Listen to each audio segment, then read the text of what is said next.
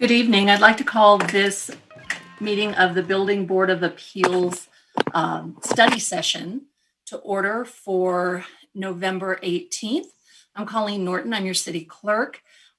This is a study session. I do believe that at least one of the postings online said it's a regular meeting. It is not. It is a study session only. So there will be no opportunity for public comment. We do invite you to watch on our website or to follow the instructions at the top of the agenda to call in and listen on the phone. What will happen tonight? This board hasn't met in some time, and we do have a new chief building official who is the staff liaison for this board. So we wanted to take an opportunity to do some introductions of the board and staff. And then our chief building official, John Schumacher, has some information he wants to go over with the board. So real quick, before I turn it over to introductions, I do want to remind 3 of our board members.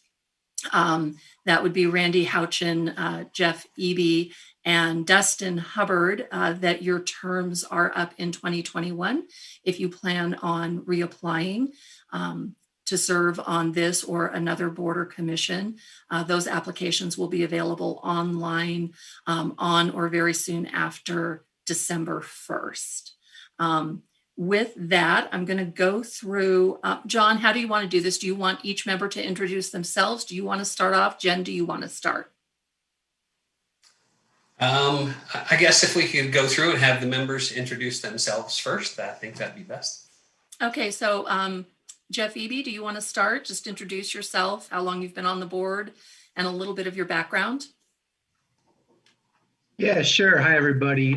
Jeff Eby. If my term's expiring, I think that's this is my second round, so that would be about 6 years on this board. Which makes the meetings we've held just about fit on one hand. I'm a lawyer by training, and I, really enjoy working with this group who has a little bit more of a building background. Thanks, Jeff. Dustin Hubbard. Yeah, hi everyone. I've been on the board about the same amount of time as Jeff. I think we came on about the same time, so around 6 years. My background is mechanical engineering, and I'm currently a director at the Department of Transportation. Thank you, Dustin. Board member Matt Trainin. Yeah, my name's Matt Trainin. I think this is my 3rd year on the board, just coming into my 2nd term now. So yeah, I'm also an engineer by training, mechanical and civil, and work for an engineering firm out in Golden doing pumps and pipelines. So that's me. Thanks, Matt. And then Randy Houchin, who is joining us voice only tonight, no video. Hi, my name is Randy Houchin, and this is like Jeff and Dustin. I think we 3 came on the same time. This is my 2nd term ending, so about 6 years. I'm a retired firefighter. I spent 50 years in the fire service. Some of that time has been as a fire marshal, so I'm familiar with the building codes and stuff. And right now I've been retired for about almost 6 years. So that's why I don't have the video set up you guys have. Thanks, Randy. Ron Mansky, please. All right, I'll give the video a shot here on my phone. I'm Ron Mansky. I think I'm in my 5th year. Yeah, Ron, you might want to turn your video off because you're getting a little choppy. Okay, is this better? That's much better. Okay, so I'm Ron Mansky. My day job is a structural engineer here in the Denver area for HDR Engineering. Been doing that for about 22 years. I think I'm in my 5th year on the board. I'm not quite sure. And it's been, again, yeah, a handful of meetings, but we've had some interesting ones and enjoyed serving on this. Thanks, Ron. And then we do have one board member not with us tonight. That would be Donna Flaherty. She's not with us tonight. With that, I'm going to turn the meeting over to Jen very quickly, and then she can turn it over to John. I'm going to be here in the background if you need me, but other than that, I'm turning things off. Thanks, everyone. Thanks, Colleen, for opening us up. So for those of you that I have not met, I think I've seen some of you at least once, but I'm Jennifer Henninger. I'm the Community Development Director. And John Schumacher is our new, but it's almost been a year already, of our chief building official. And he is doing a fantastic job kind of recreating our division and bringing us into the modern age. We are going to make a big jump that he will talk to you about in just a little bit. But we wanted to have this meeting tonight before we jumped into our big project that's going to be coming up, and just introduce John and have him get to know you all before we embark on the events of next year. So John, hand it over to you. Thanks, Jennifer.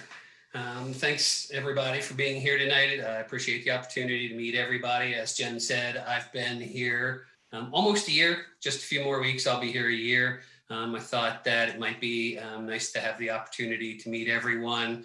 As Jennifer said, we're going to embark on a big project, the adoption of the 2021 international codes. And I thought it might be nice for us to be able to talk a little bit, get to know each other a little, and just kind of talk about what that process is going to look like overall, what the board's involvement will be, and tell you a little bit about myself and a little bit about some of the changes that we've made over the past year or that we plan to make in the upcoming months in the building division. I have a PowerPoint that we've put together, and I will share that now, and we'll kind of go through that slide by slide. Let me see if I can share this.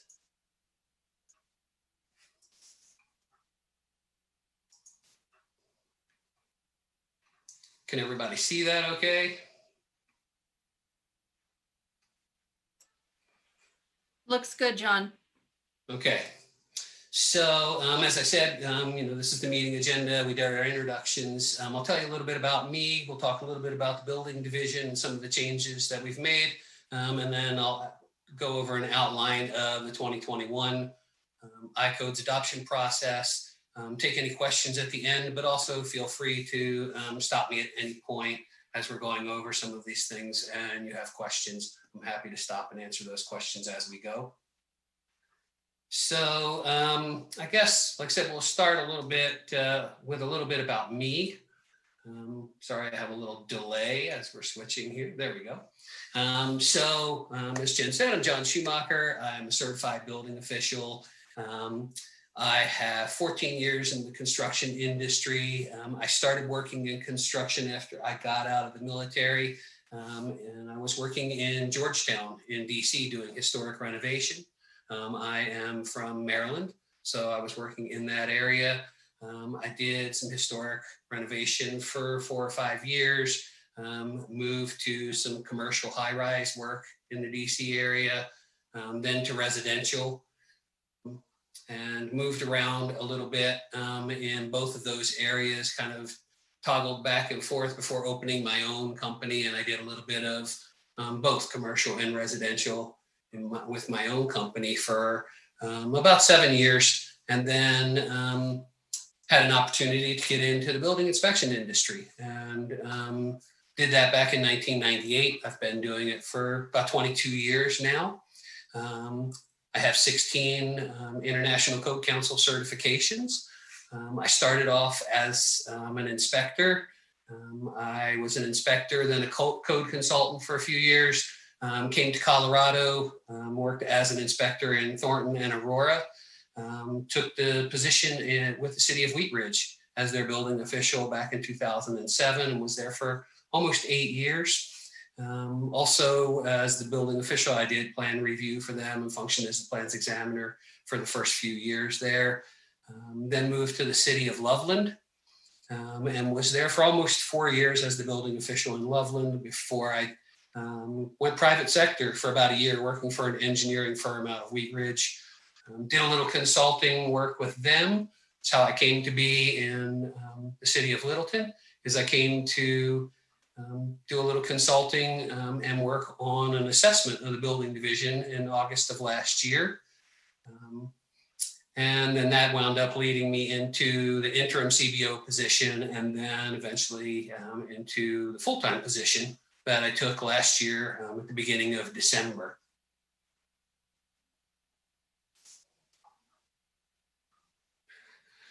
So one of the things I was tasked with when I took the position was to effect some change in the building division.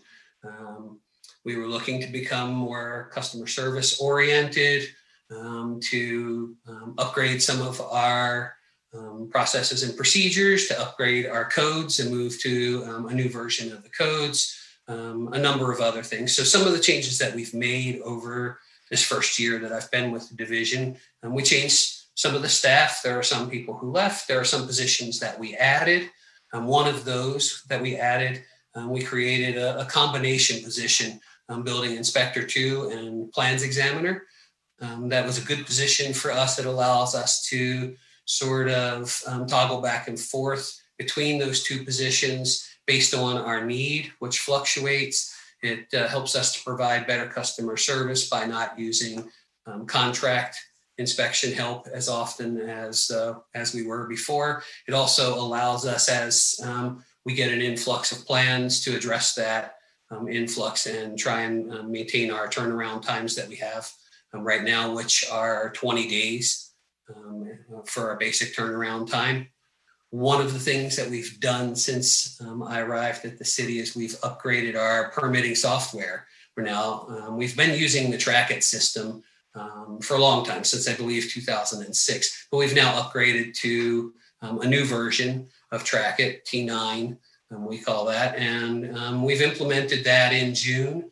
We're working through a few small hiccups, but for the most part, it's been a successful process. We are able to accept applications via the eTrackit portion of the Trackit software, and we're working to get that set up and expand the number and types of permits that we're able to accept completely through electronic submittal. That has been a bonus for our customers.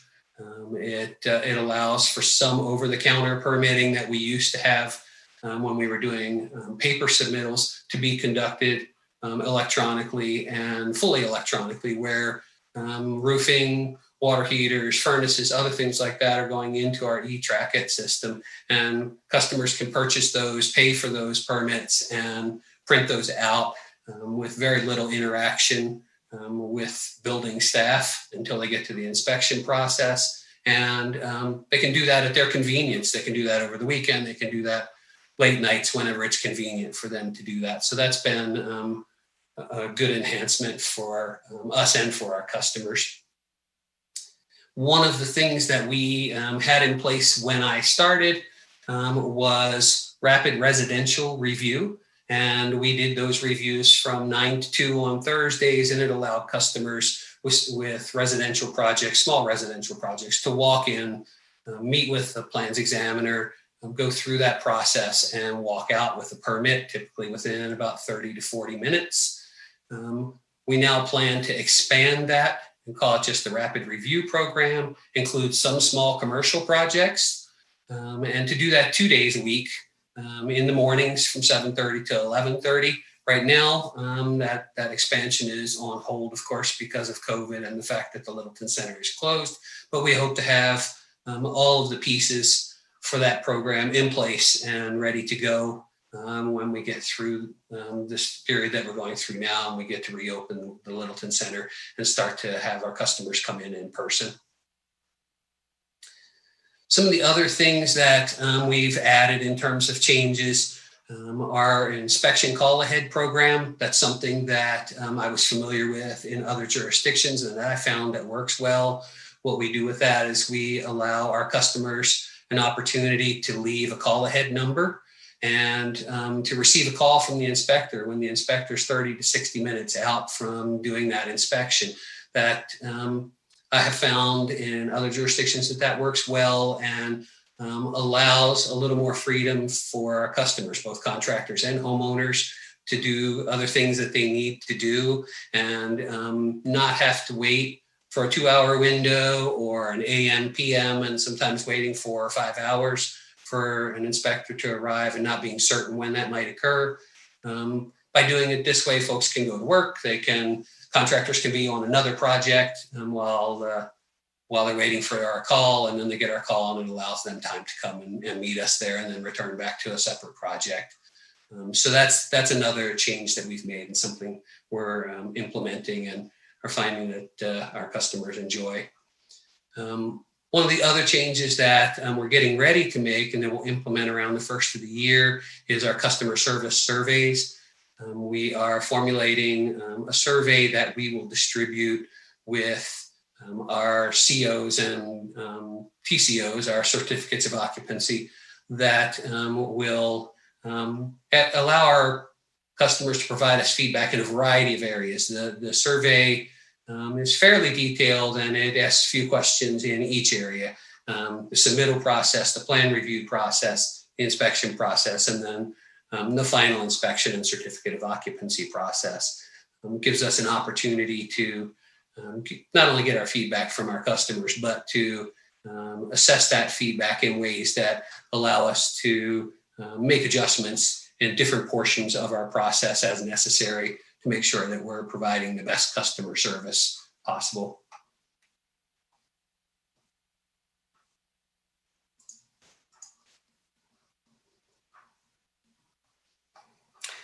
So, as I said at the beginning, we are planning to adopt the 2021 international codes. We had initiated the process of adoption of the 2018 international codes, but then received notification that the 2021 versions would be coming out in the next few months. And I felt as though if we were going to go through the process of adopting a new code, it made more sense for us to be kind of at the forefront of the adoption of the most current version rather than adopt the previous version, in which we would, by the time we got through the adoption process, be a few years behind and be preparing to adopt a new version. So we're going to move to the 2021s instead of the 2018 versions. And so I kind of wanted to outline a little bit of what that process looks like for us. What the board's involvement would be, and what stages the board would be involved, and just give a general overview of how the process works and what the time frame is and what our anticipated adoption date is. So we would start with contractor committees. We are in the process right now of contacting contractors in various trades to invite them to join our committees that will begin to meet in December, and will meet from December through March to review the various codes, whether that's the mechanical code or the plumbing code or the building code, and to kind of go over what our philosophy is, what our proposed amendments would be, and to assist us in not only formulating those amendments, but sort of evaluating those amendments from a user standpoint and based on their experience in other jurisdictions with a variety of different types of codes. There are the I codes. There are also some other standards. There's ASHRAE codes. There's, I'm sure you're familiar with some of that. But so it gives us an opportunity really to get feedback from a variety of different areas from the user standpoint. And so what we'll do with that is we will work with our contractor committees, formulate the first rough draft of our amendments, and hope to have those complete and ready for distribution by the end of March. Once we have those rough draft amendments available and completed, we will disseminate that to the public. We will put that on our website. We will send that out to all of our licensed contractors and request comment. We will have a public comment period of about a month to try and receive feedback from all of those stakeholders and end users who weren't a part of the contractor committees. And that'll give us an opportunity to incorporate all of the feedback from as many of our users as we can. Once we get that comment by the end of April of 2021, our intent then is to modify our proposed amendments as necessary based on some of that comment that we receive, and then come to this board with a revised rough draft to talk about that rough draft and show you what we've come up with. We'll talk about the comments that we've received, the amendments that we formulated based on that comment, and just generally give an overview of what our direction is at that point moving forward in the amendment and adoption process, and look for feedback from the board based on your experience in the industries and with other jurisdictions also. Our plan then would be to incorporate the feedback that we get from the board into another revised rough draft and take that to City Council in a study session in June of next year to do basically the same thing we did with the board, to present that rough draft, talk about the amendments that have been formulated at that point, and solicit some comment from the City Council on those and their feedback on those amendments so that we can incorporate that into a then again revised rough draft.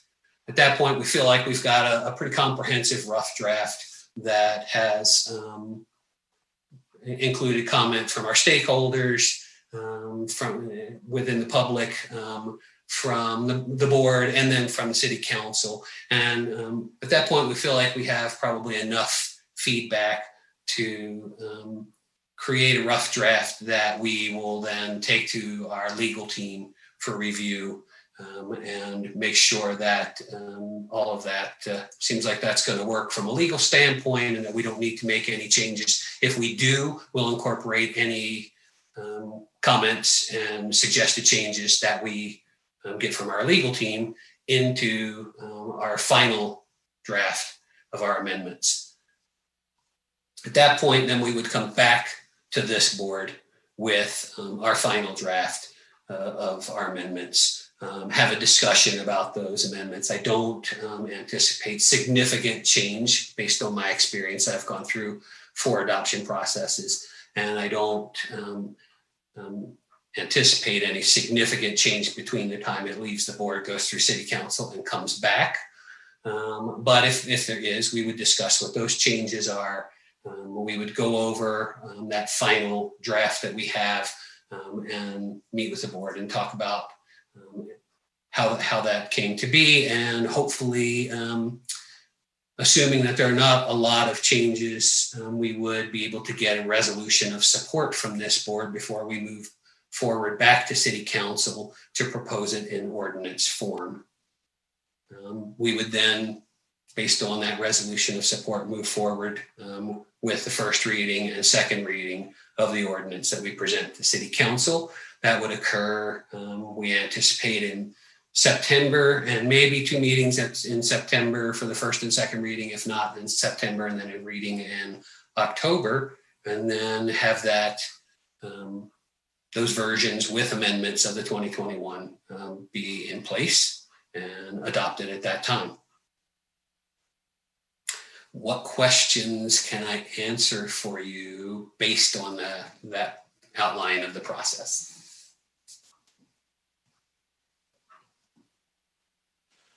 Yeah, a quick question on the number of licensed contractors you were planning on bringing on for in December. Do you have an idea what the number of that's going to be, or how many it's going to take?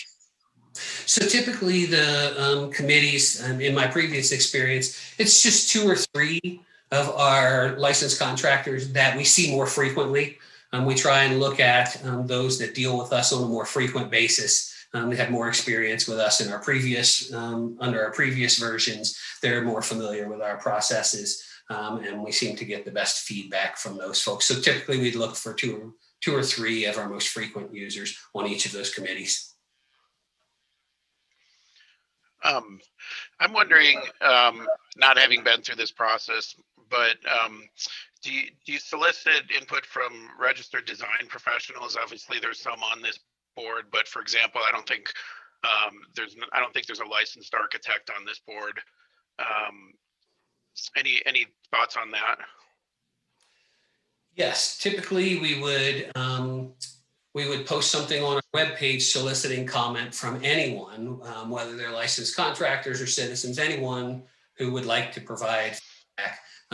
There are those organizations that, AIA and other places like that, where we could send notice and ask them to post for their members to make sure that those design professionals are aware that we are soliciting the public comment.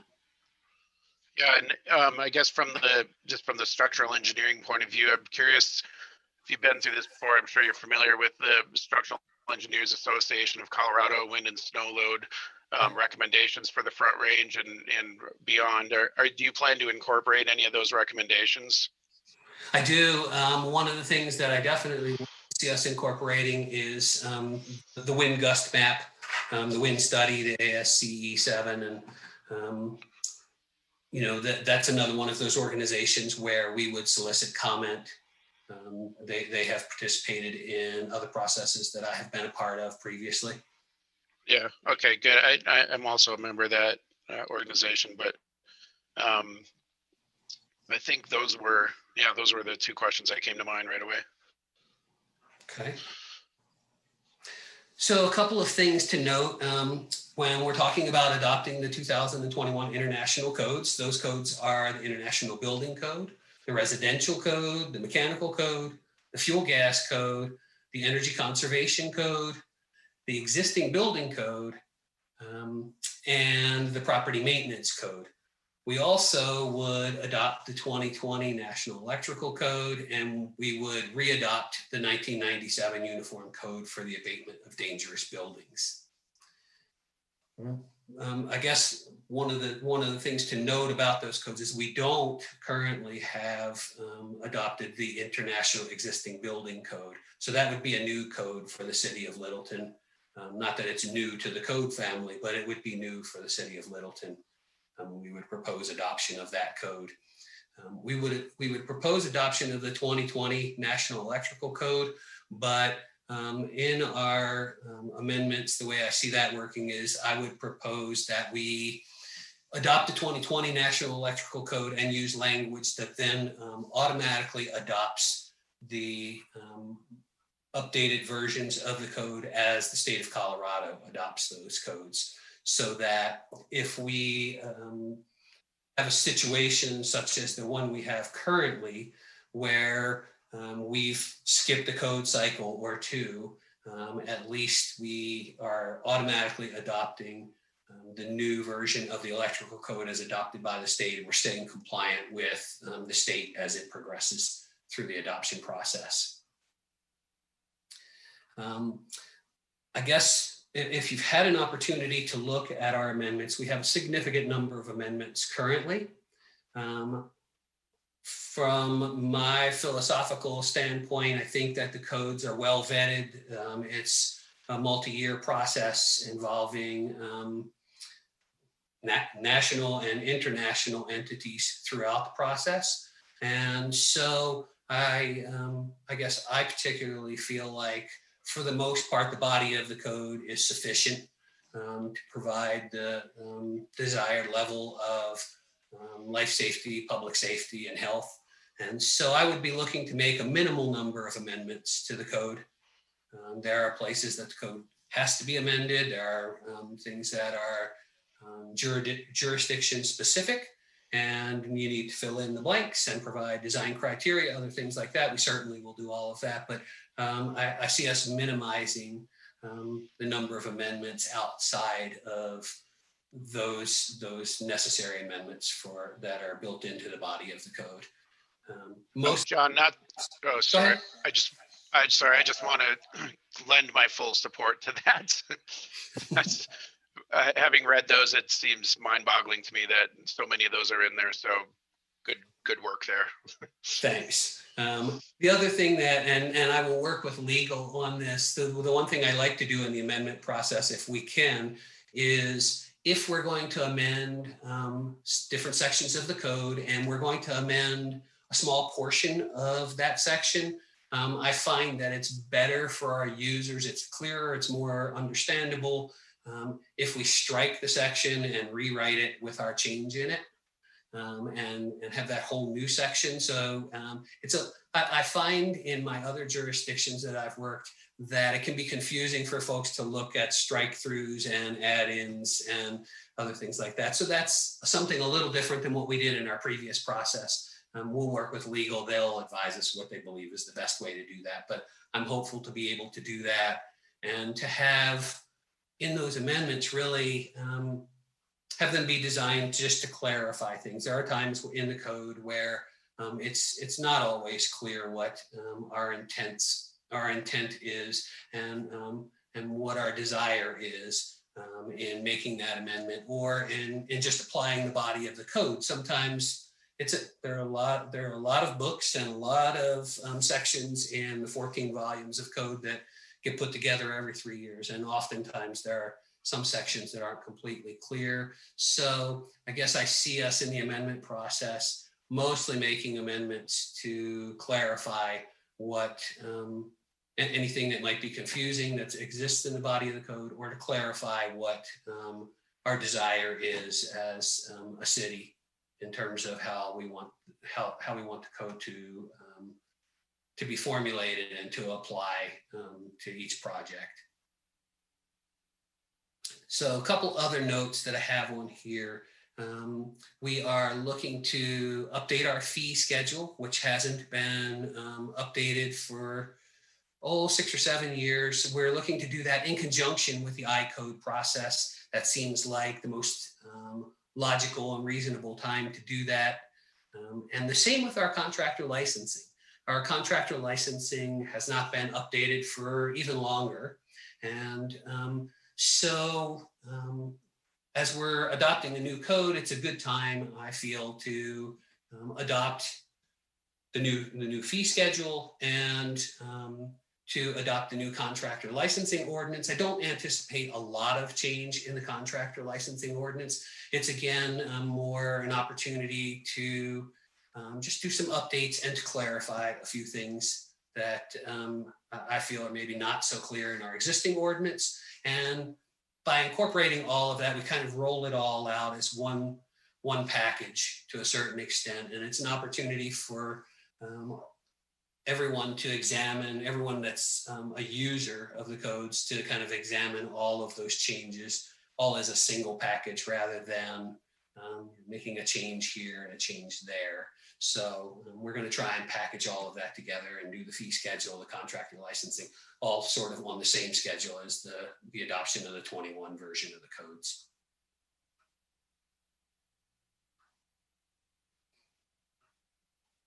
So I guess the only other thing I will say is that while we do have a public comment period that we will advertise, that doesn't mean that we won't accept comment throughout the process. And so I would encourage each of the board members to provide feedback whenever you feel it's appropriate and necessary throughout the process. And I would also encourage you to encourage others that you work with and that you associate with to provide their feedback at any point in the process. They can provide that directly to me once we get to the point where we're nearing the end of the initial construction of the rough draft. We will put something on our web pages that allows folks a place to send an email address to send specifically for comments on the codes and the code processes. And so I would encourage you to invite others to participate. The more feedback we get, the better it will be for all of us, the better the process will go, the better the product will be that we produce, and the better it will work for all users.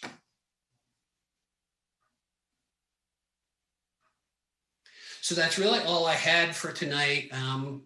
Any questions about that? Questions about anything else with the building division, about me, just about the building division in general?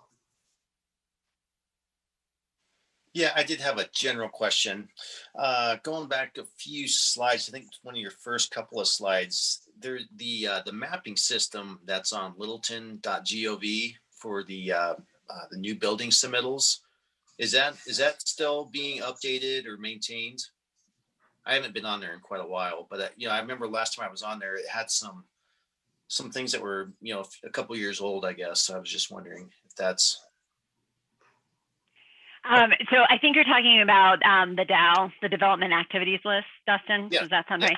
Yeah. Yep. So no, we still have that, and we still do keep it updated. We have done a tremendous amount this year in bringing us to more modern mapping systems using GIS and Esri and all this fun stuff. So you'll see more and more of those tools coming live on that. But yes, we do still have the DAO. Okay. And if you have questions about any upcoming projects between John and myself, we probably know the answer. All righty, thanks. John, can I ask one question? So we've gotten some requests on tiny homes, and where does the 2021 code fall with tiny homes? So there is going to be a tiny home code as a part of the 2021 code family. It looks as though, and I'm not sure if that is a result of the pandemic, but it looks as though that part of the 2020 or 2021 codes has been delayed a little bit. So we probably will move forward with the adoption process without the tiny homes. And if the tiny home code comes out in time, we'll then incorporate it. It's not going to be a large code, so it'd probably be pretty easy to backtrack a little bit just on that code. And if we can do that and incorporate it into this process because it comes out in time, we will. Otherwise, we'll continue forward with this process. And then as soon as the tiny home code becomes available, we'll sort of recreate this process just based on the tiny homes. Thank you. Any other questions for me? I know in some entities, the kind of that relationship between the building department and the fire, whoever the fire authority is, can either help or hurt projects for designers and contractors. Meaning, it's good to have a good relationship between those two entities, and I believe we're part of South Metro now. I'm just kind of curious what kind of dialogue has been going on with them, what how much they have input or whatnot in our building department here. We work continuously with the fire department. I talked to some folks over in the fire department, planned reviewers, earlier this afternoon. We have frequent conversations. They are a part of our review process. So they're intimately involved, especially on the commercial side, in the review and issuance of permits. I think we have a great working relationship with them. In other jurisdictions, I've worked in one jurisdiction that had 4 different fire districts, and I've worked in one that had just one jurisdiction or one district that they worked with. So far, my experience over this past year with South Metro has been really good. They were very welcoming to me. They reached out. The communication is very good. It's frequent. It's two-way. When there are any sort of concerns on one side or the other about how we're applying the code, we have really good conversations about that. We have been able to work through any of those issues, as few of them as there has been. We've coordinated well here recently in working to address outdoor dining through the use of membrane structures, other things like that. They've been very cooperative with us. It's been a good relationship. I think that considering how large they are and how many jurisdictions they work with, they're very attentive to our needs. They're very communicative. And I think we've had a very cooperative relationship over the past year. Good. So Ron, and I will add, when we separated and joined South Metro Fire, it was not easy. It was not an easy transition for the city or South Metro. They had to learn to do things a little bit differently. And they actually created a new position, just basically our kind of point person of anything having to do with Littleton, and especially when it comes to special event permits. So John has done a huge amount of work with that relationship and what we can do to help the fire department on special event permits and make the process easier for everybody. So it's come a long way in 2 years. Good. That's great to hear. And it's not a reflection. I have no knowledge of what the prior relationship was, but I've experienced it lately as a design professional. And so it's good to hear that there's good working relationship there.